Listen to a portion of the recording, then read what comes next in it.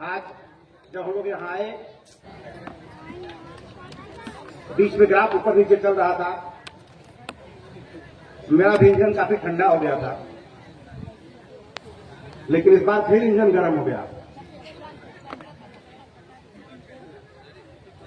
और अब ये समझना है कि क्या बोलूं। और आज एक ऐसे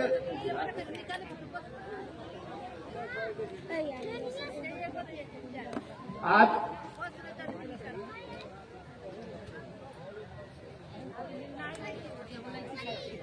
कहां से शुरू करूं?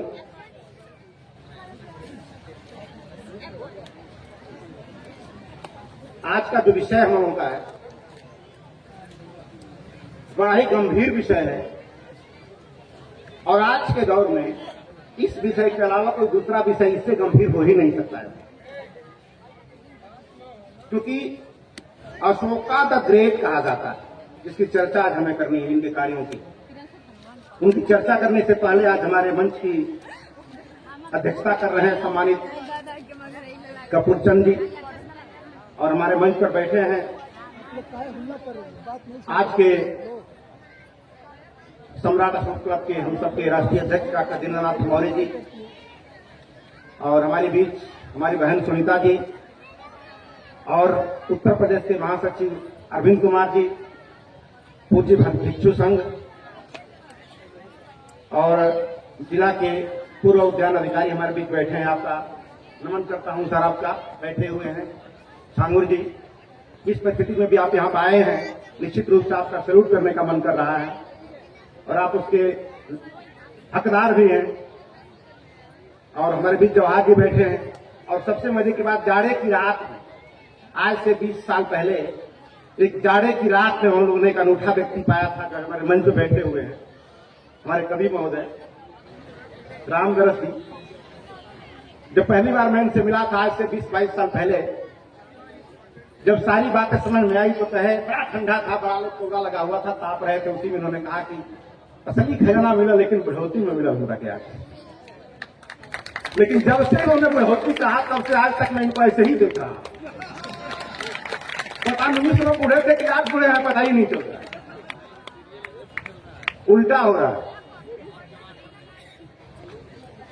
तो निश्चित रूप से सम्राट अशोक क्लब के जो कार्यकर्ता हैं, जो आप लोगों ने तपस्या किया है, आप लोगों ने मेहनत किया है, ये इस मेहनत को अपने उस शिखर तक पहुंचाएंगे ये लाल वर्दी वाले।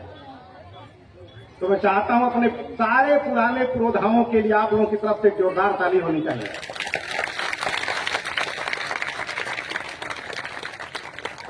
आज हमारे बीच हमारी बहनें बैठी हुई हैं, बीच में लगा कुछ उल्टा सीधा हो रहा था, लेकिन जब प्रीति आई यहाँ पे तो तब धीरे धीरे भर गया ये पूरा आसन हम लोगों का। क्योंकि एक होता है राजगद्दी और एक होता है सिंहासन, दोनों एक ही तरह दिखता है, लगता है, लेकिन राजगद्दी जिस पे राजा बैठता था, यानी चंद्रगुप्त मौर्य से पहले जो राजा बनते थे वो जब गद्दी पर बैठते थे तो राजगद्दी कहलाती थी। लेकिन चंद्रगुप्त और उनके बाद जब से चंद्रगुप्त राजा बने, अशोक राजा बने, तब से उस राजगद्दी का नाम सिंहासन हो गया है। सिंहासन तो आपके महापुरुषों का सिंहासन था, राजगद्दी नहीं थी। सिंहों का आसन, श्रावकों का आसन, तो अब ये सिंहों का आसन भर गया है हमारा। तो मैं अपनी बहनों की तरफ से और बहनों को मैं चाहता हूं आप अपने सम्मान में जोरदार ताली बजाएं ताकि लगे कि आप यहां आ चुके हैं।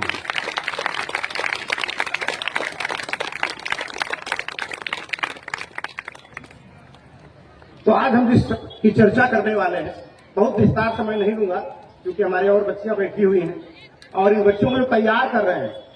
जिन लोगों ने तैयार किया इस हमारे छोटे छोटे बच्चों को, हमारी बहनों को, वास्तव में आगे प्रस्तुत जो करता है वो तो दिखता है, लेकिन जो प्रस्तुत करने के लिए तैयार करता है उसकी कितनी मेहनत होती है। इनके पीछे वो लोग होंगे जो मैं नहीं जानता उनको, कौन लोगों ने इनको तैयार किया है, उनके लिए भी एक जोरदार अभिनंदन हम लोगों का होना चाहिए, क्योंकि दिखाई नहीं दे रहे हैं। तो ये सारी बच्चियां बड़ी मेहनत से प्रस्तुति कर रहे हैं, बड़ा अच्छा लग रहा है देख के। और रास्ता में लग रहा है कि जन्मोत्सव का माहौल बन गया है, उत्सव का माहौल बन गया। बीच में लगा था उत्सव का नहीं है, अब जन्मोत्सव का माहौल अब बन गया है। तो अब हमें उस महान राजा की, उस महान सम्राट की चर्चा मैं थोड़ी सी शुरू करूंगा, क्योंकि अशोका का ग्रेट कहा जाता है। ग्रेट किसी कहा जाता है, किसी व्यक्ति को ग्रेट नहीं कह सकते। ग्रेट का शाब्दिक अर्थ होता है जिसके पास उच्च स्तर की समझदारी हो, उच्च स्तर की समझदारी हो, उसे ग्रेट कहा जाता है। राजपाट चलाने वाले को राजा कहा जाता है, जो राजपाट चलाता है। लेकिन उस राजा के पास जब तक उच्च स्तर की समझदारी न हो, अब समझदारी क्यों कह रहा हूं, उच्च स्तर की समझ होना एक अलग बात है और उच्च स्तर की समझदारी होना एक अलग बात है। समझ एक अलग विषय है और समझदारी एक अलग विषय है। समझ का मतलब मैं सारा सवाल हल कर दूंगा, लेकिन पढ़ा नहीं सकता, उसका प्रस्तुति मैं नहीं कर सकता। प्यार तो करता हूं, लेकिन बोल नहीं सकता, बोल नहीं सकता। तो समझ उसे कहते हैं जो प्यार करता है, और वो प्यार को प्रस्तुत करने की कला जिसे आ जाए उसे समझदारी कहा जाता है। तो सम्राट अशोक के पास उच्च स्तर की समझ भी थी और उच्च स्तर की समझदारी भी थी। अगर समझदारी नहीं होती तो शायद हम नहीं जान पाते कि अशोक महान थे, हम नहीं जान पाते कि उन्होंने समझ को अदा किया लोगों के। समझदारी का मतलब अपनी समझ को अदा कर देना, समझ की अदाकारी जिसके पास हो जाए उसे समझदारी कहा जाता है। और उसी समझदारी का नतीजा है कि पाटलिपुत्र का शासक कोरिया कैसे चला गया, कभी गए तो नहीं। एक पाटलिपुत्र शासक जापान कैसे चला गया, कभी गए तो नहीं। एक पाटलिपुत्र का शासक श्रीलंका कैसे चला गया, कभी तो गए नहीं। तो इन राजा के बगैर गए, इनकी बात वहां तक पहुंच गई, तो कैसे पहुंच गई, क्योंकि समझ राजनीति तक तो अपने समझदार अपने हो जाते केवल, लेकिन उस समझ की अदाकारी का तरीका इनका था कि जिन्होंने अशोक को नहीं भी देखा उसने अशोक का रास्ता अपना लिया, अपना लिया। जो नहीं देखा वो भी अशोक को वो तलवार रख दिया, तलवार रख दिया। अब तलवार लेकर वहां तक नहीं पहुंच पाए जहां तक अशोक बिना तलवार रख के पहुंचे। तो तलवार से किसी को डरा सकते हैं, और जब तक तलवार में ताकत रहेगी आपके डर के मारे वो खड़ा रहेगा। लेकिन उस तलवार को अशोक ने रख दिया तो क्या उठा लिया, ये जानकारी होनी चाहिए हम लोगों को। सम्राट अशोक ने तलवार को रख दिया तो निष्ठा को उठा लिया, और निष्ठा एक ऐसी ताकत है कि तलवार भी बेअसर हो जाती है उसके ऊपर। और इस ताकत को हम लोगों ने समझा नहीं, और वो लोग समझ रहे जिनके विरोध में हम रात दिन बातें रखते हैं। हम विरोध करते रह गए, और उन लोगों ने हमारी देश की 90% जनता में वो निष्ठा पैदा कर दिया जो निष्ठा झूठ पे आधारित है। लेकिन झूठ होता है सच हो, लेकिन निष्ठा है, और निष्ठा के खिलाफ जो भी खड़ा हो जाएगा पूरी जनता उसके खिलाफ खड़ा हो जाएगी। ये असली बात जो हम समझ नहीं पा रहे। तो सम्राट अशोक ने निष्ठा के दम पर, क्योंकि तलवार के दम पर कोई को डर के मारे खड़ा कर सकते हैं। एक छोटी सी घटना है हिटलर की। हिटलर जर्मनी का रहने वाला था। वहां एक सिनेमा घर में नियम था कि जो भी सिनेमा स्टार्ट होगा तो स्टार्ट होते ही पहले हिटलर का फोटो आएगा, इसके बाद सारे लोग जो बैठे हैं सिनेमा के अंदर सब लोग सावधान में खड़े हो जाएंगे। ये फरमान जारी किया गया था वहां पे। अब एक बार हिटलर के मन में आया कि मैं देखूं कि ये लोग डर के मारे खड़ा हो रहे हैं कि हमसे प्यार है लोगों का। बस एक बार हिटलर भेष बदल के पहुंच गया सिनेमा हॉल में खुद भी, और सब लोग बैठे थे, उसमें बैठा हुआ था।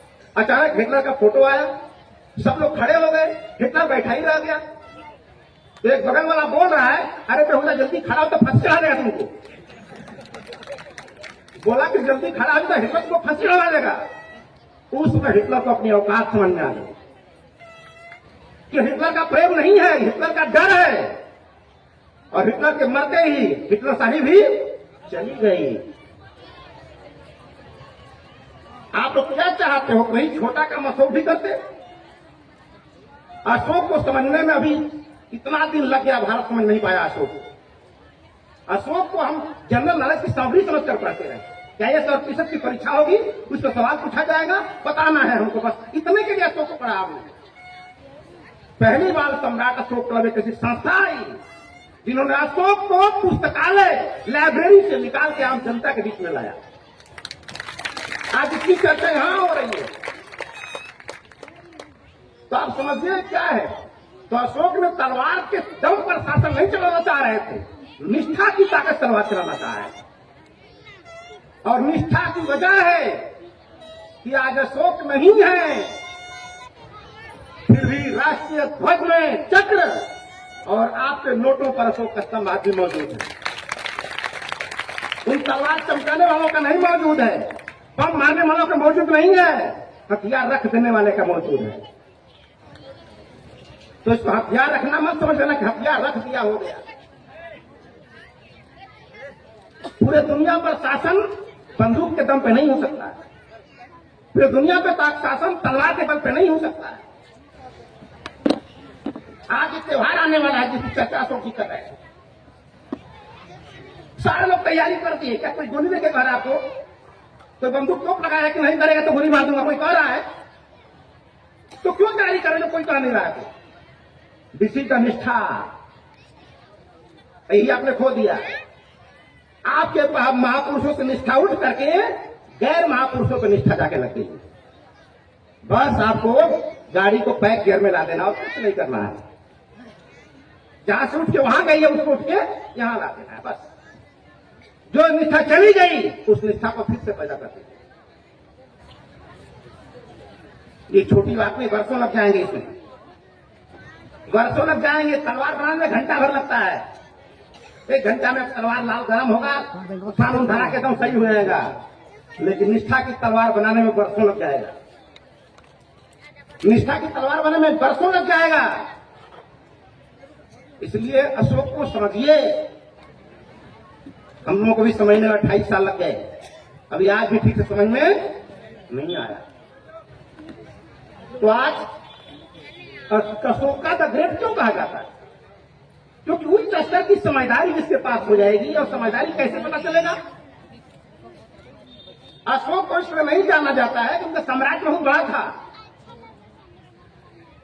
अशोक किसी भी राजा को इसलिए जाना जाता है कि उसके साम्राज्य में रहने वाली जनता कितनी सुखी है। इसलिए नहीं जाना किस पार्टी की सरकार पूरे देश में है, ये गौरव का विषय नहीं है। जिस पार्टी की सरकार जितने प्रांतों में है उस प्रांतों की जनता कितनी सुखी है, ये महत्व का विषय है। रोज चक्का जाम हो रहा है, रोज हड़ताल हो रहा है, रोज पेपर आउट हो रहे हैं, सब कुछ हो रहा है, नौजवानों की जिंदगी बर्बाद हो रही है। हो सकता है पूरे देश सरकार, लेकिन जनता सुखी नहीं है। इसका मतलब उच्च स्तर की समझदारी नहीं है। आपको ये जानना है तलवार में कितनी ताकत है, ये महत्व नहीं है।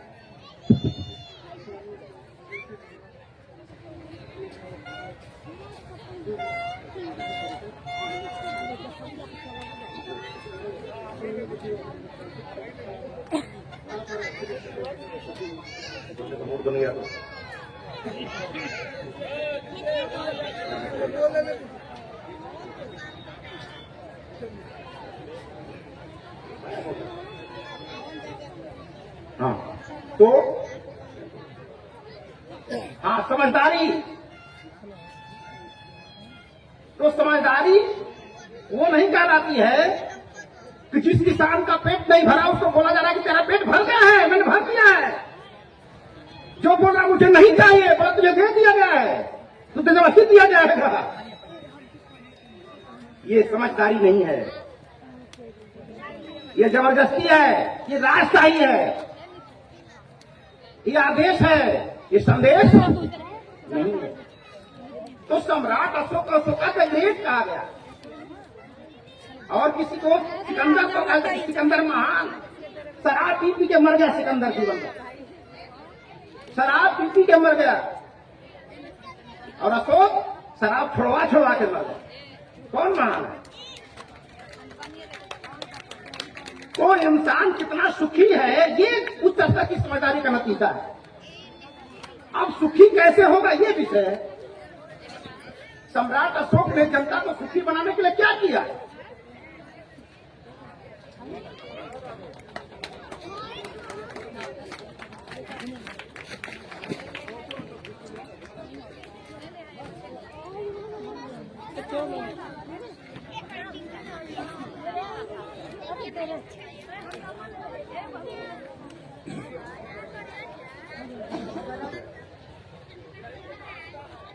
आप देखिए,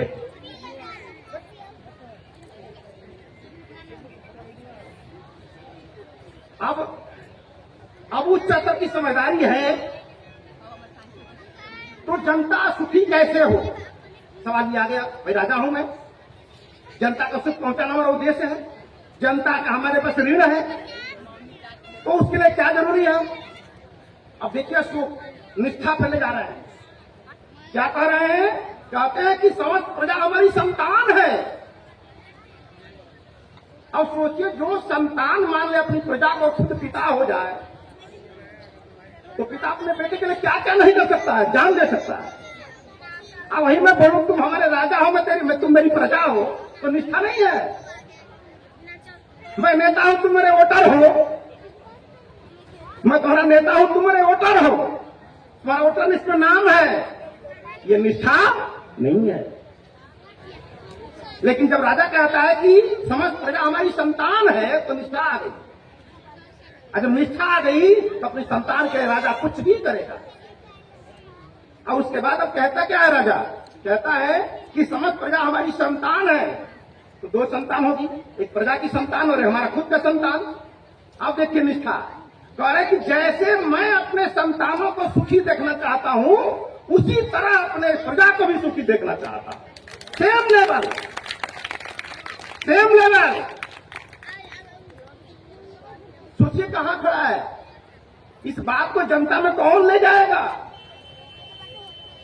जिस संस्कृति के प्रचारक, जिस संस्कृति के संवाहक, अभी प्रवीण चर्चा कर रहे थे, दवा वो नहीं बिकती जो अच्छी होती है, दवा वो बिकती है जिसके एमआर ज्यादा होते हैं।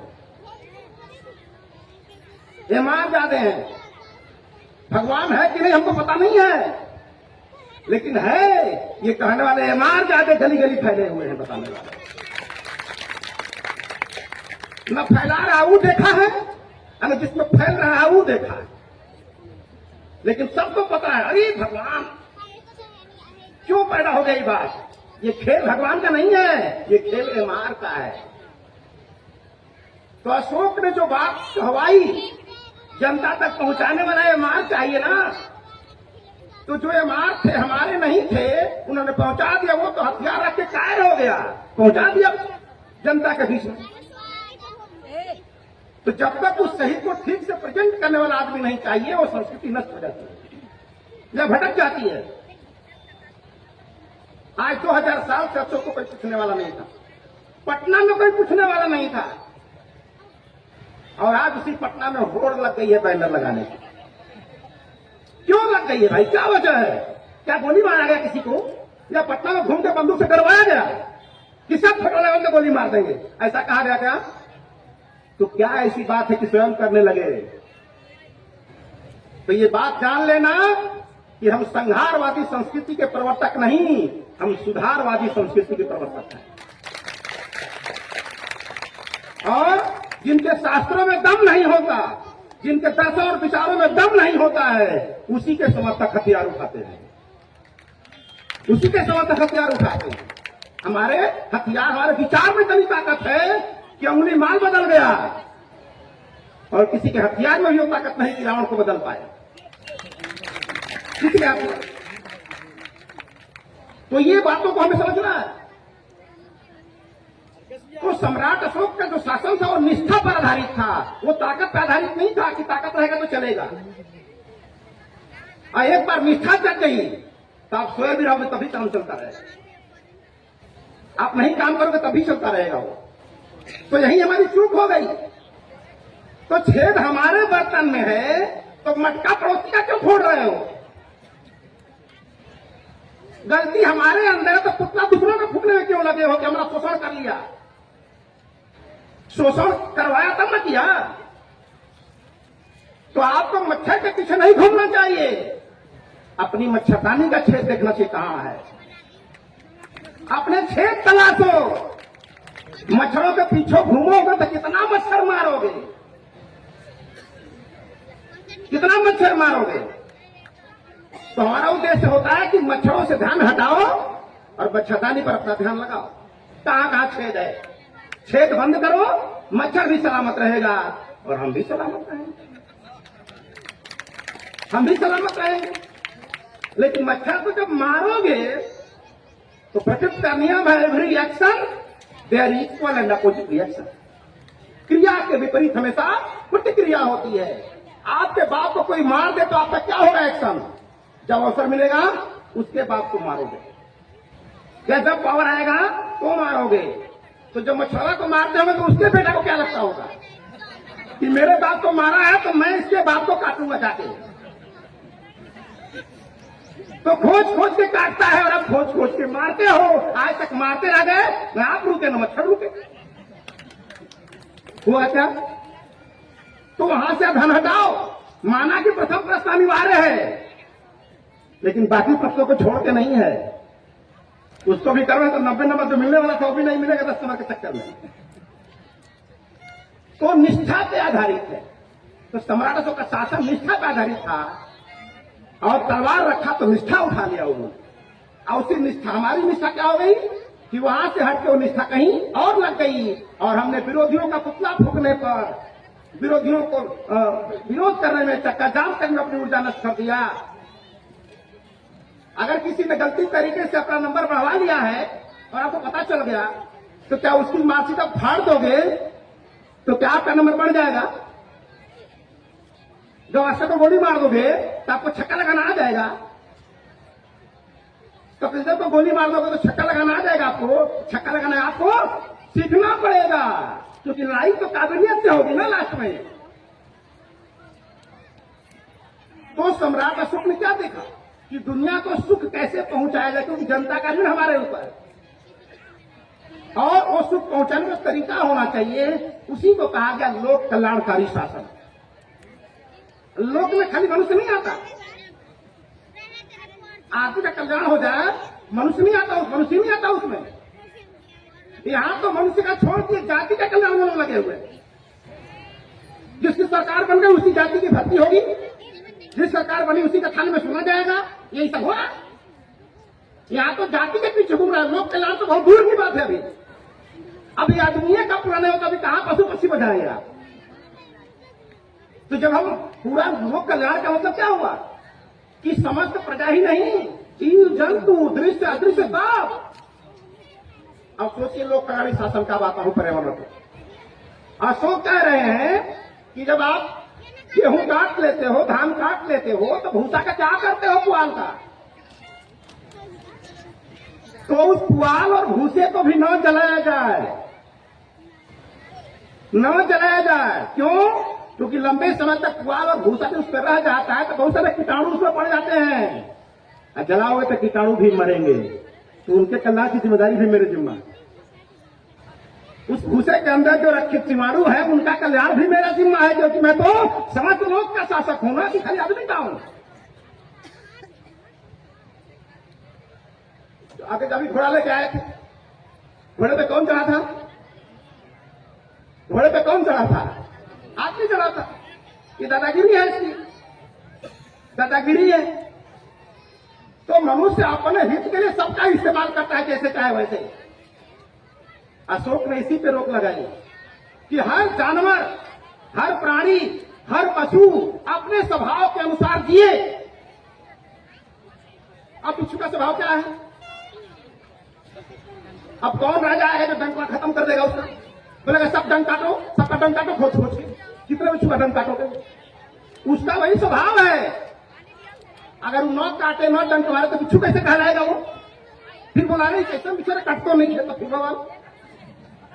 ये कैसा मछुआरा काट भी नहीं रहा है, ये कैसा गुड़ है जो मीठा नहीं है, ये कैसा नमकीन है जो नमक नहीं, वो नमकीन ही नहीं है स्वादिष्ट का, ये स्वभाव है। और सम्राट अशोक यही चाह रहे थे कि हर इंसान, हर जीव अपने स्वभाव के अनुसार जिए। पेड़ का भी अपना स्वभाव है, क्या स्वभाव है? हरा रहना। और हम क्या कर रहे हैं? पेड़ को काटते रहे। हमें दादागिरी है, हमारा घर बनाना है, तो पत्थर के चक्कर में हमने जीव को मार दिया। आज जब जीव मारोगे तो बोला तो नहीं, बोलेगा काहे मर ले। हाँ, वो कब बोली? जब सफिया लागी फूले, सफिया लागी फूले कब बोली? का कम बात थी जब काहे कटले करवा। तू जवाब कहां दे रहा है? जाके अस्पताल में सिखा रहा है कि देख मुझे काटा ना, तेरी हालत ये है। तो प्रकृति रिएक्शन करते आपको समझ नहीं आता।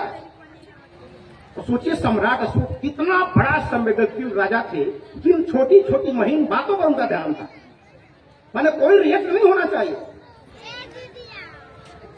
इसलिए सबके हित की बात उन्होंने किया। लोग कल्याण, यहाँ आदमी के अस्पताल में ऑक्सीजन कम पड़ जा रहा है, आदमी के अस्पताल में ऑक्सीजन कम पड़ जा रहा है, और अशोक ने पशुओं के लिए अस्पताल बनवा दिया। पशुओं के लिए, जीव जंतुओं के लिए, पक्षियों के लिए अस्पताल बनवाया, और उसके लिए औषधियां लगवाई। जो अपने देश में थी अपने देश में, जो बाहर से थी वो बाहर से मंगवाया, और जो यहां नहीं थी तो बाहर भिजवाया। ये सब क्या कर रहे हैं? तो ये सब महान विभूतियों का प्रेजेंटेशन कौन करेगा? पब्लिक एजुकेशन जनता में कौन ले जाएगा? फिर उन्हें जाने वाले जा रहे हैं। अब अशोक ने कहा कि समस्त प्रजा मेरी संतान है, तो संतान के तो हम जो चाहे करेंगे कि नहीं करेंगे। लेकिन अब एक राजा कहता है कि नहीं नहीं, समस्त प्रजा मेरी संतान नहीं है। आज वाला क्या सिखा रहा है दिल्ली में बैठ के? परम पिता परमेश्वर की हम सब संतान है, मेरी कोई ड्यूटी नहीं है। सब लोग किसकी संतान है? परम पिता परमेश्वर की संतान है। तो रोजगार कौन देगा? ऊपर वाला। पिता से न मांगोगे, राजा थोड़े ना, राजा की हम संतान तो है नहीं। आप आज का राजा बोल दिया कि परम पिता परमेश्वर की संतान है, तो छुट्टी उनकी हो गई। अब मंदिर बन गया अयोध्या में, तो रोजगार किससे मांगोगे? ऊपर वाला से। लड़का जाके दिल्ली में चक्का जाम कर रहा है, और घर में उसकी मम्मी बोल रही है इसकी किस्मतियां खराब, भगवान किस्मत में निकले नहीं हम नौकरी। तो किस्मतियां कौन लिखता है? ऊपर वाला नहीं। तो नौकरी, रोजगार, महंगाई कौन दूर करेगा? ऊपर वाला, क्योंकि सब कुछ उसी के इशारे पर चलता है, क्योंकि हम सब उसी की संतान है। तो जब ये फिरासत अपने दिमाग में डाल दी गई, तो भूल जाओ कि तुझे रोजगार मिलेगा, भूल जाओ कि तुझे आपका महंगाई कम होगी। क्यों? क्योंकि काम सरकार का नहीं है, रब जो चाहे वही होना है। आदमी तो खिलौना है, खेला बैठ के तुझे लखनऊ। रब जो चाहे वही होना है, आदमी तो खिलौना है, जाके लखनऊ लाल किला मैदान में खेला। हमारा ये काम नहीं है, ऊपर वाला का काम है। अयोध्या में बनवा दिया, जो मांगना है जाके मांगो बैठ के वहीं पे। हे भगवान लड़का दे दो, हे भगवान नौकरी दे दो, हे भगवान महंगाई दूर कर दो। के दूर करी? सब काम ऊपर वाला कहा। सरकार कोई काम है? सरकार कोई काम है? जब बच्चा लौटा तो उसकी मां बोलती जाए तो बच्चा तुम्हारा किस्मत तो नौकरी नहीं करता, क्या करें सरकार से? सोचिए, जब तक ये भूसा हमारे दिमाग से निकलेगा नहीं, तब तक आपके मन में क्रांति पैदा नहीं। अशोक यहां खड़े थे भाई साहब, अशोक यहां खड़े थे, और हम लोग रात दिन विरोधियों के में अपनी ऊर्जा खर्च कर रहे हैं। अरे गधा हम हैं तो उनका क्या दोष है? अपनी गधागिरी ठीक करो पहले।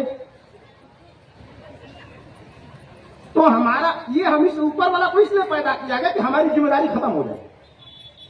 ऊपर वाले का आविष्कार इसीलिए किया गया ताकि हमारी जिम्मेदारी खत्म हो जाए। अब आज की सरकार बोल देगी कि समस्त प्रजा मेरी संतान है, तो ऑक्सीजन देना पड़ेगा, सस्ता सिलेंडर देना पड़ेगा, उन्हें रोजगार देना पड़ेगा, उन्हें विकास देना पड़ेगा। और खाली एक बार बोल देंगे ऊपर वाला की संतान हम लोग हैं, काम खत्म, जाओ। ऊपर न ले मांगा। अब मान लीजिए दूर है, नहीं जा सकते, तो जगह जगह काउंटर खुला है, अलग अलग चौराहे पर, रेलवे स्टेशन पर, छोटे छोटे थानों में भी काउंटर खुला हुआ है। हाँ, थाने में काउंटर खुला है कि न्याय मांगना होगा तो अंदर मत जाना, बाहर में द्वारी में बना हुआ है। न्याय मांगना होगा, बलात्कार हो गया, कुछ हो गया, तुम्हें दरोगा से नहीं बोलना है। दरोगा जी ने बाहर में काउंटर खोल रखा है हर जन्माष्टमी के दिन। वहीं जाके मांगना। हमारा क्या है, रब जो चाहे वही होना है। आदमी तो खिलौना है, खेला लाल मैदान में, खेला रामलीला मैदान में बैठ के। जब तक ये भूसा दिमाग से निकलेगा नहीं, यकीन मान लो आपके दिमाग में क्रांति होने वाली नहीं है। सोचिए, सारे काउंटर खत्म हो गए थे लगभग, लेकिन सरकार जब ये बन गई तो कुल काउंटर फिर से जिंदा कर दिया जगह जगह। तो सोचिए, काउंटर खुला नहीं कि कस्टमर तैयार, रेडी, भीड़ लग रही है वहां, तो भीड़ लगाने वाले कौन लोग हैं? हम ही लोग तो भीड़ लगा रहे हैं। तो खेत आपके बर्तन में तो मटका, उसको क्यों फोड़ रहे हो? अपने को ठीक करो। तो अपनी जिम्मेदारियों से भागिए मत। परिवर्तन ड्यूटी आपकी है, बदलना समाज पर ड्यूटी आपकी है। तो अपना काम करो।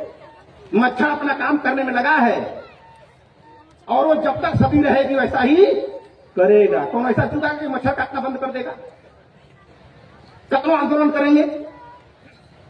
तो जो शोषक है हमेशा वो शोषक ही रहेगा, उसका कैरेक्टर बदलने वाला नहीं है। आपको बदलना पड़ेगा अपने आप को।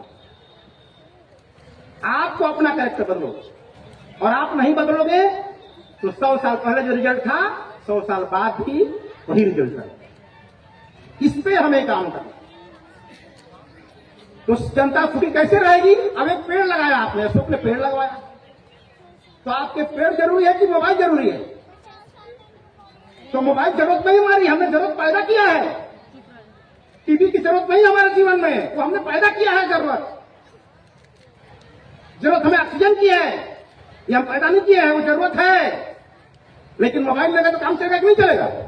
चलेगा। लेकिन कुछ लोग हैं कि खैहा ना लेकिन मोबाइल रह के जाए। तो ऐसा क्यों हो गया? क्योंकि उसने अपनी जरूरत बना लिया, जिंदगी का है नहीं, बना लिया उसी को। तो लोक कल्याण का मतलब होता है हवा, लोक कल्याण का मतलब था पानी, और आज हमने पानी भी गंदा कर दिया और हवा भी गंदा कर दिया। कौन सी सरकार ऐसी आएगी जो शुद्ध पानी दे देगी देश को? कौन सरकार शुद्ध हवा दे देगी देश को?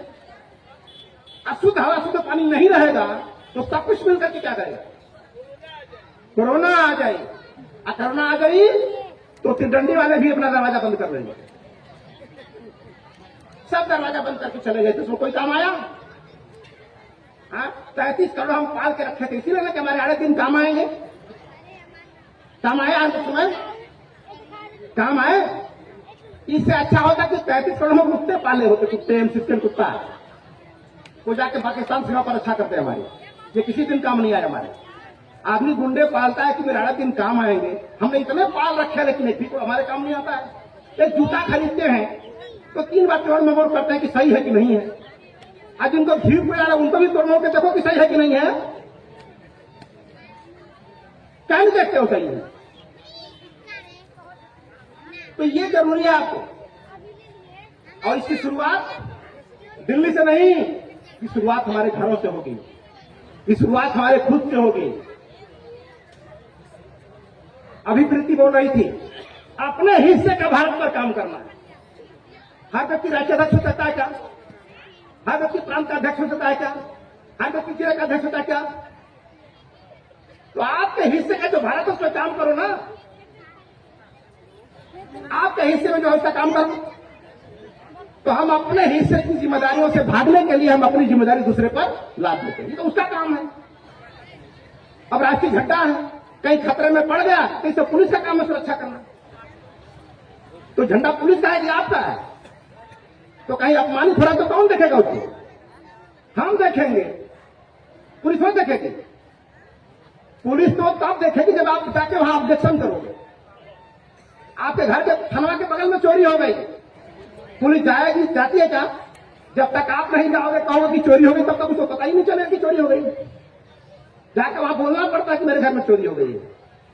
तो उसी तरह अशोक का जो लोक कल्याणकारी शासन है, लोक का मतलब ही कि इंसान से नहीं है। लोक का मतलब सील जरातर की पक्षी पंछी सब, 4 अचर जो दिखाई दे रहा है वो भी, जो नहीं दिखाई दे रहा वो भी। और अब सोचिए कि अशोक का ही शासन को ठीक उसी रूप में लागू करने के लिए भारतीय संविधान बना था। भारतीय संविधान बना था। क्यों बना था?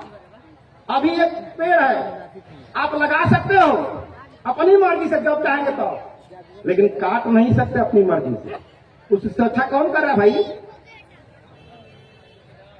संविधान कर रहा है। और संविधान पर ऐसा व्यक्ति बैठ जाए जो संविधान में लागू न करे तो क्या होगा? लागू ना हो तो क्या होगा? एक पोखरा है, उस पर भर के घर बना लेंगे आप, उसकी सुरक्षा कौन कर रहा है? संविधान। पोखरा घर नहीं बना सकते, कब्जा नहीं कर सकते कहीं। तो ये संविधान सबकी सुरक्षा करने वाला है, लेकिन ये बतिया हमारे दिमाग में नहीं है। आना 70 साल में घुसाया गया हमारे दिमाग में, ये बात घुस में ही ना पाए, इसके लिए गली गली दाढ़ी बना के घूमते रहे। रब जो चाहे वही होना है, आदमी को खिलौना है। तो वही बात घुसी रही दिमाग में। वो जो बात को निकालने के होना चाहिए ना, जबकि 26 जनवरी 1950 को हमारे देश में ईश्वर की हत्या कर दी गई थी। आप लोगों को पता है? 26 जनवरी 1950 को हमारे देश में ईश्वर की हत्या कर दी गई थी। फिर भी 70 साल से हमने मरने उसे नहीं दिया। लसिया अगोर अगोर के जिंदा कर दिया। फिर मैंने लसिया अगोर अगोर के 70 साल में जिंदा कर दिया फिर दिल्ली में। जबकि 1950 में 26 जनवरी की दिन क्या हो गई थी? हत्या। क्योंकि उसके पहले रब जो चाहे वही होना था। लेकिन संविधान जब लागू हो गया तो बोला ना ना, हम भारत के लोग जो चाहेंगे वो होगा। रब तेरी मर्जी नहीं चलने वाली है, रब जो चाहे वही होगा, अब नहीं चलेगा। हम जो चाहेंगे वो होगा। तो हम जो चाहेंगे वो होगा, ये करने वाला व्यक्ति वहां पहुंचना चाहिए ना, संविधान वाला। तो हम क्या भारत बना था, भारत बनाने के लिए, और वो जाके धार्मिक स्थल बनाना शुरू कर दिए। अयोध्या में जाके बाइस्कोप दिखाने लगे लोग। करना कुछ और कर कुछ और रहे। आज सच्चाई बोल दो इसमें। अब देखिए मजे की बात, पहले झूठ बोलने वाला डरता था, पहले झूठ बोलने वाला डरता था, अब सच बोलने वाला डरता है। थाना में बंद करो। अरे बाप रे, क्या दुनिया हो गई आजकल। पहले झूठ बोलने वाला डरता था कि झूठ बोलेंगे तो पुलिस पकड़ लेगी, अब उल्टा हो गया, सच बोलेंगे तो पुलिस पकड़ लेगी। सच बोलेंगे तो पुलिस पकड़ लेगी, उल्टा हो गया। ये क्या हो गया? दुनिया कहां जा रही है? और इसके लिए कोई सरकार को कसूरवार नहीं है, हम सब इसके लिए दोषी, हम सब दोषी हैं। ये जिम्मेदारी आपको लेनी होगी। अभी आज हमारे मुख्य अतिथि लक्ष्मण यादव जी शायद सुन रहे हैं। आज से कुछ दिन पहले उनकी नौकरी चली गई थी सच बोलने के लिए। सच बोलने की वजह से उनकी नौकरी क्या हो गई? चली गई लक्ष्मण यादव जी की। मुझे भी अंदेशा था कैसा होने वाला होगा, मुझे भी। जब मैं भी शुरू किया इस काम को, इस कार्यक्रम को आज से 28 साल पहले, तो मुझे भी लगा कि मेरे साथ भी ऐसा हो सकता है। तो मुझे भी 2007 में नौकरी मिली थी, कोई निकाले उसके पहले हमने लात मार दिया उस नौकरी को, न रहेगी ना कोई निकालेगा मुझे।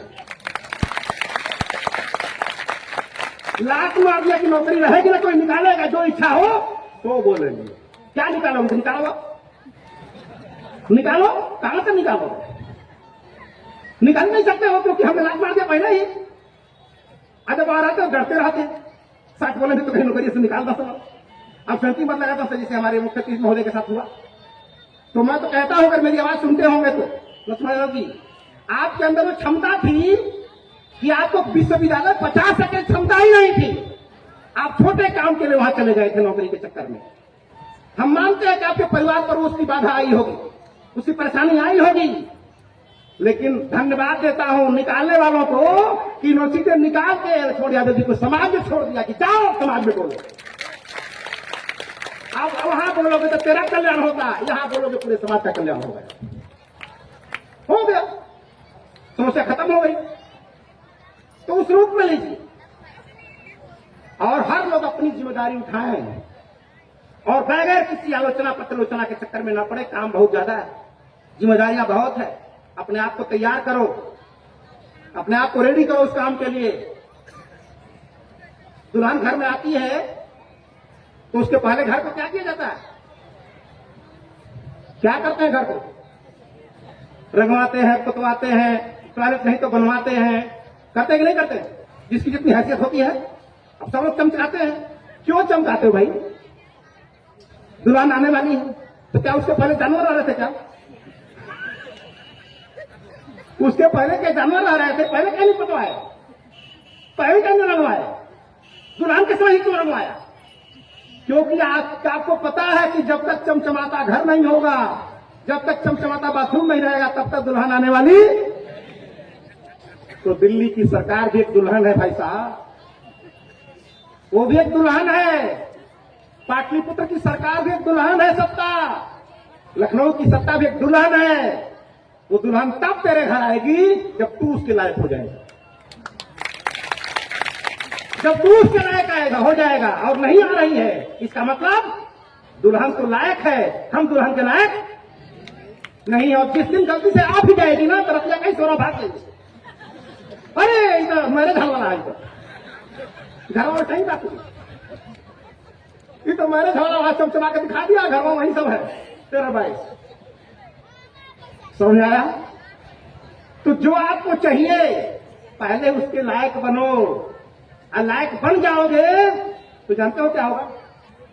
लायक जब बन जाओगे तो जो 18 साल तक जिस माँ बाप ने पढ़ा लिखा के बड़ा बनाया, उनको भी लात मारकर तेरे साथ हो जाएगी, रब तेरे पैर में तक होगी। उसके लायक बन जाओगे तो अपने माँ बाप को भी लात मार के तेरे साथ आ जाएगी, क्योंकि तुम उसके लायक हो चुके हो।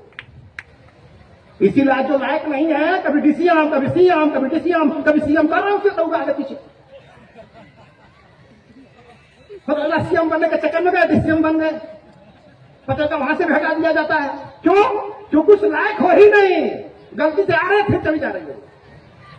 आज जो लायक है उसके पास आई तो भागती नहीं है। समझो ध्यान से, मेरी बात बड़ी कड़वी है, लेकिन मलेरिया ठीक करना है तो खाना तो पड़ेगा। ये कड़वी दवा खाना तो पड़ेगा ही भाई साहब, ही खाना पड़ेगा। और अपनी मां बहनों से मैं निवेदन करूंगा, या आपके घर का कोई भाई या आपका पति या जो भी हो, अगर कुछ भी सामाजिक कामों में लगा रहता है तो मैं हाथ जोड़ के प्रार्थना करता हूं कि आप लोग उनकी मदद करने की कोशिश करो, मदद करने, उनकी मदद करने की कोशिश करो। क्योंकि जब बाहर जाता है तो आपके हिस्से की लड़ाई वो लड़ता है, आपके हिस्से की लड़ाई वही लड़ता है जो बाहर जाता है। तो आप लोगों से मेरा निवेदन है कि आप लोग भी अपने बात को, प्रीति बोल रही थी उसको ध्यान दीजिए, सही बात है, आपकी जिम्मेदारी है अपने अपने हिस्से का, अपने अपने हिस्से का आपको भी काम करना होगा। क्या दीदी, काम करना होगा ना? हाँ, तो मंगलसूत्र पहनना नहीं है, आप मंगलसूत्र जानना है। सूत्र माने क्या होता है? फार्मूला।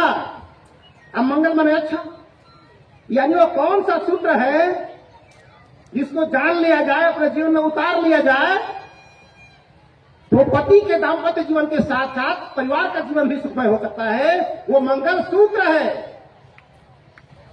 लेकिन चूंकि पाली भाषा में सूत्र को सूत बोला जाता है, तो सूता माने धागा समझ लो, हमने कहा सूता माने धागा, डोरा। अब मंगल सूत्र के चक्कर में हमने वो 1 लाख रुपए का गहना पहन लिया। मंगल सूत्र, बहुत सारे मंगल सूत्र के बगैर नाराज होते हैं, और इसलिए पढ़ा जाता है कि पति की आयु लंबी हो जाएगी, इसलिए पहना जाता है। और मैं कहता हूं आंखों पटेगी हमारी दोनों में, लेकिन मैं तो देखता हूं, मैं तो अनुभव से बता रहा हूं, आप ही को नहीं बोला, अनुभव से बोल रहा हूं कि जिसका जो जितना ज्यादा महंगा मंगलसूत्र पहना रहता है, उसके पति पत्नी उतना ही बवाल होता है, उतना ही बवाल होता है। क्योंकि बवाल दूर मंगलसूत्र पहनने से नहीं होगा, बवाल दूर मंगलसूत्र को जानने से होगा, जानने से होगा। और जानकारी नहीं है तो सब सत्यानाश हो जाएगा। तो बोली एक अमोल है जो कोई बोले जान, ये तराजू तौल के तब मुख बहारा। एक सूत्र भगवान बुद्ध ने, ये मंगलसूत्र किसने बनाया? भगवान बुद्ध ने बनाया, लेकिन हम भुला गए उसको। अब बाद वाले मंगलसूत्र पहनाने वाले हमको डोरा बना दिया, उधर पहन गला में। अरे मंगलसूत्र पहनने के लिए भगवान बुद्ध ने नहीं दिया था, मंगलसूत्र धारण करने के लिए दिया था। तो सारे सूत्रों की चर्चा नहीं करूंगा, लेकिन हमारी बहनें आज मौजूद हैं, एक सूत्र की चर्चा तो मैं जरूर कर दूंगा। क्योंकि 97% घर में बवाल उसी एक सूत्र के भंग करने से होता है। बहुत कम घरों में खाना कपड़ा को लेकर होता है। ज्यादातर क्या होता है, वो होके कहा बोल देली है, ऐसे कहा बोल देली है। मैंने ज्यादातर समस्या हमारी बोली को लेके होती है। इसी के लिए भगवान बुद्ध ने एक मंगल सूत्र किया जिसका नाम है सम्यक वाणी। वाणी यानी हमको पता होना चाहिए कि पति के साथ क्या बोलना है, पत्नी के साथ क्या बोलना है, सास के साथ क्या बोलना है, देवर के साथ क्या बोलना है, किसके साथ हमको क्या बोलना है। और ये बोलना अगर आ गया, खाली सिर्फ बोलना आ गया, तो समझ लीजिए परिवार की 97 समस्या ऐसे ही खत्म हो जाएगी, सिर्फ बोलना आ जाए। और ये सूत्र भगवान बुद्ध ने 2500 वर्ष पहले फ्री में दे दिया, एक पैसा नहीं देना। IAS बनने का फीस लगती है, DM बनने का फीस लगती है, डॉक्टर बनने का फीस लगती है, लेकिन अच्छा इंसान बनने का कोई फीस नहीं लगती है। लगती है क्या? IAS बनना है तो फीस चाहिए, DM बनना है फीस चाहिए, मुख्यमंत्री बनना है फीस चाहिए, लेकिन अच्छा इंसान होने के लिए कुछ नहीं चाहिए, किसी का समर्थन नहीं चाहिए, किसी का वोट नहीं चाहिए। और जब तक आप इंसान अच्छा नहीं बन पाए तो या अच्छा IAS बनकर भी कुछ नहीं उखाड़ पाएंगे, अच्छा DM बनकर भी कुछ नहीं उखाड़ पाएंगे, अच्छा PM बनकर भी कुछ नहीं उखाड़ पाएंगे। इसलिए हमारा ये कहना है कि कोई व्यक्ति अगर झूठ बोलता है तो उसका कोई भी धर्म में क्या फर्क पड़ जाता है। कोई झूठ बोलता है, दिन भर शराब पीता है, जुआ खेलता है, महिलाओं को छेड़ता है, तो कौन धर्म का क्या फर्क पड़ जाता है। और कोई झूठ नहीं बोलता है, अच्छा काम करता है, महिलाओं का सम्मान करता है, तो उसका कोई भी धर्म हो क्या फर्क पड़ जाएगा, क्या फर्क पड़ जाएगा। तो सवाल ये नहीं कि हम किस धर्म के अनुयायी हैं, सवाल ये नहीं कि हम कितना ज्ञानी हैं, सवाल यह है कि हम करते क्या है, क्योंकि रिजल्ट तो करने से आएगा, ज्ञानी होने से नहीं आएगा। अगर ज्ञानी होने से होता तो शायद आसाराम बापू आज जेल में नहीं होते, क्योंकि वो ज्ञानी थे भाई साहब, ज्ञानी थे। लेकिन ज्ञानी होने से गए कि नहीं, वहां गए तो हमारा संविधान क्या कहता है कि तेरे चरण के पुजारी लाखों हो, कोई फर्क नहीं पड़ता, लेकिन तेरा आचरण ठीक नहीं है तो तेरी जगह जेल में होगी। तो भगवान बुद्ध आचरण की बात करते हैं, ऊपर वाले की बात नहीं करते हैं, भगवान की बात नहीं करते हैं, ईश्वर की बात नहीं करते हैं। बोलते हैं अगर ईश्वर भी होगा तो अच्छे लोगों को ही वो मिलेगा, गंदे लोगों को नहीं मिलेगा। ईश्वर होगा भी तो अच्छे व्यक्ति के पास जाएगा, खराब व्यक्ति के पास नहीं जाएगा। तो अच्छे बनो पहले, भगवान होगा तो मिलेगा, और नहीं भी होगा तो अच्छे बन गए, ये क्या कम उपलब्धि है क्या। तो हम कहां खड़े थे अशोक को लेके। तो आप ऐसे पूर्वजों के वंशज जिनका दुनिया डंका मारती है। मैं कोरिया गया था आज से 10 साल पहले। कोरिया जब मैं वहां गया तो 1200 साल पुराना 1200 साल पुराना बुद्ध का मंदिर था। मैं देख के पागल हो गया। इसका मतलब यह दर्शन या विचार जब भारतवर्ष में खत्म हो रहा था तो कोरिया उस समय खाद माटी दे रहा था। देखिए तमाशा उस देशों का। और वो खाद माटी दे दे करके आज कोरिया विकसित राष्ट्र बन गया। हम उतार के फेंक के गोबर के चक्कर में फंस गए हमें। तो समझिए ध्यान से, मैं कितना बढ़िया बोलता हूं, ये आपके 2 कौड़ी की बात है।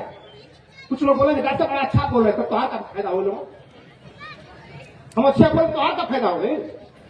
हम बढ़िया तैरना जानते हैं, तू पानी पर बता। हम बड़ा बढ़िया बोल रहे हैं, मेरी तारीफ करोगे, हाँ डॉक्टर बड़ा अच्छा बोल। अरे मुझे अच्छा करने से तेरा क्या फायदा होने वाला है। तेरा फायदा तब अच्छा होगा जो मैं बोल रहा हूं वो करेगा तब फायदा, और नहीं करेगा तो मैं भी 2 कौड़ी का आदमी, तू भी 2 कौड़ी का आदमी, क्या फर्क पड़े। 206 मेरी भी है, 206 तेरी भी है, एक पौधा पर एक बराबर हो जाएंगे, काम खत्म। चोर बेईमानी कितना हो गया। तो समझिए इस बात को ध्यान से। तो सम्राट अशोक ने समझ की बात की, समझदारी की बात की। जिसके पास समझ और समझदारी दोनों आ गई, दुनियादारी उसके इशारे पर चलेगी। समझिएगा ध्यान से। जिसके पास समझ भी आ गई, समझदारी भी आ गई, वो परिवार दुनिया सब तेरे इशारे पर नाचेगा।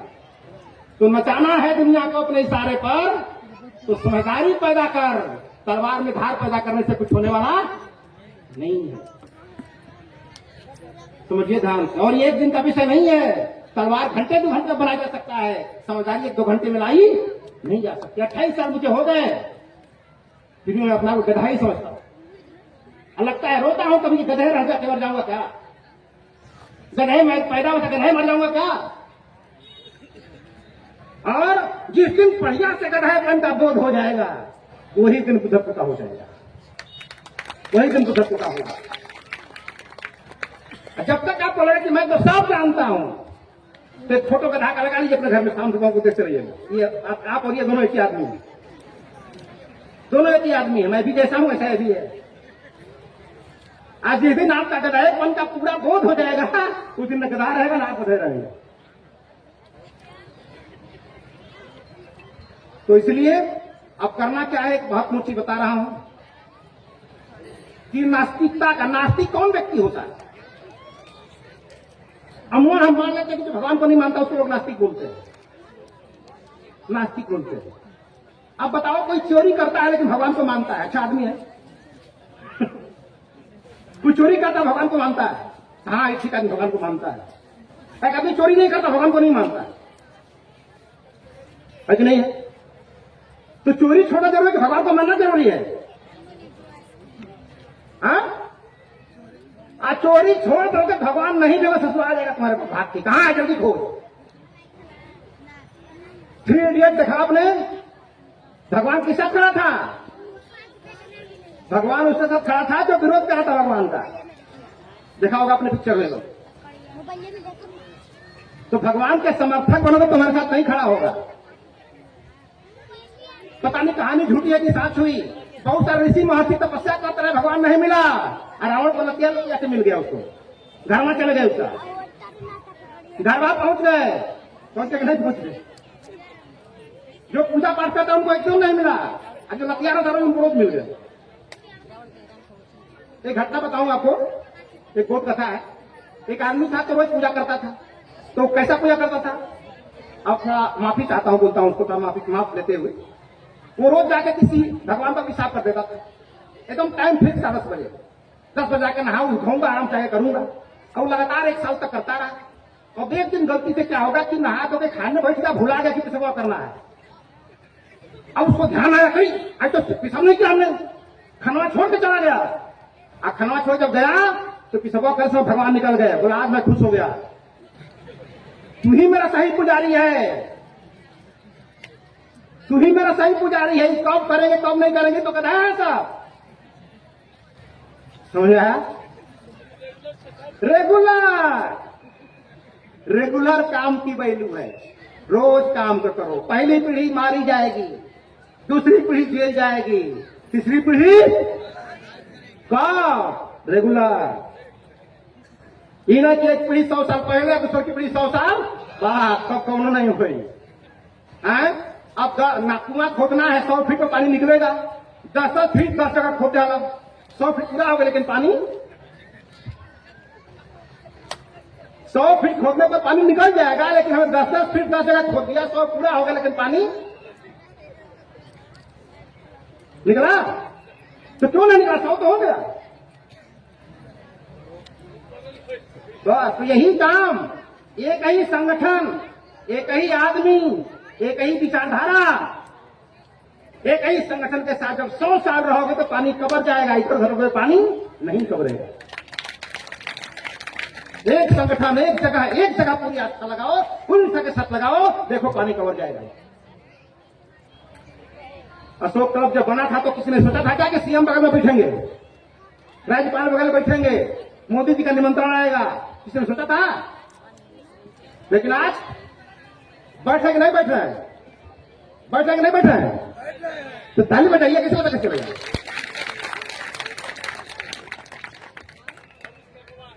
अभी तो शुरू हुआ है, अभी तो अशोक की जयंती बिहार में होगी, अभी तो पूरे देश में बाकी है, और वो भी होने वाली है। कब अपना छेद बंद करोगे तो, उसका मटका फोड़ने से काम होने वाला नहीं। अपने छेद बंद करो, तेरा पानी स्टोर होता चला जाएगा, तो आपन तेज संहारो आप, तब तीनों लोग हाकते कांप, तब तीनों लोग कांपे। अगर देखो ना कांपना, आपन छेद खोद खोद बंद करा, कुल छेद बंद, पानी एनर्जी स्टोर होना शुरू हो जाएगी। और जब स्टोर होगी तो क्या होगा? तूफान आने वाला होता है तो 5 मिनट पहले आपने देखा है क्या होता है? तूफान आने वाला था, अभी तूफान जब आने वाला आता है तो 5 मिनट पहले क्या होता है? आपने महसूस किया है? एकदम शांत हो जाता है। क्यों शांत हो जाता है? आपने जो सोचा क्यों शांत हो जाता है?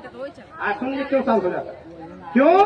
क्योंकि तनकी तनकी पकाई तो हिलाता रहा होता है एनर्जी से, और जोर का हिला तो एनर्जी कहाँ से आएगी भाई? जोर तो हिलाना है, पेड़ा को तोड़ना है तो एनर्जी कहाँ से आएगी? तो क्या रोकी? बाहर वाला के अंदर वाला? आपको रोकना होगा ना। तो आप रोकोगे तो वायुमंडल क्या हो गया? शांत हो गया। उसको ढहाएगा कौन? वायुमंडल ही ढहाएगा। तो थाम के रखा था उसी ने, ढहाया भी उसी ने। तो जिस पाखंडी परंपरा को आप थाम के रखे हुए हो, एनर्जी स्टोर करके धक्का मारो, ढहाओगे आप ही उसको फिर। जो जैसे कर रहा है करने दो। हमें किसी का एक बात मैं बोल देता हूं, ये बात मैं लटिया में बोला था कि आप झूठ का विरोध मत करो। इसको ध्यान से सुनिए बढ़िया से सारे लोग। आप लोग झूठ का विरोध मत करो, केवल सच का समर्थन कर दो। बस सच का समर्थन कर दो, और जो सारे समर्थक सच के साथ खड़े हो जाएंगे, झूठ के साथ कोई बचेगा ही नहीं, ऐसे ही खत्म हो जाएगा। और उसके चक्कर में पड़ोगे, मुकदमा हो जाएगा, बवाल हो जाएगा। पता चला जा रहा था रास्ते में, कुकुरा काट दो, 14 को सुन लेगा, अस्पताल में जाता, काम दूसरा लगा। काम तो दूसरा, कुकुर से कटवा के भगवा के सुन लेगा, चले लो चले जाओ। पता चला जाना था लखनऊ दिल्ली की तैयारी में, चले गए जेल की तैयारी में। कोई क्यों करोगे? मेरी बात समझ आ रही है आप लोगों को?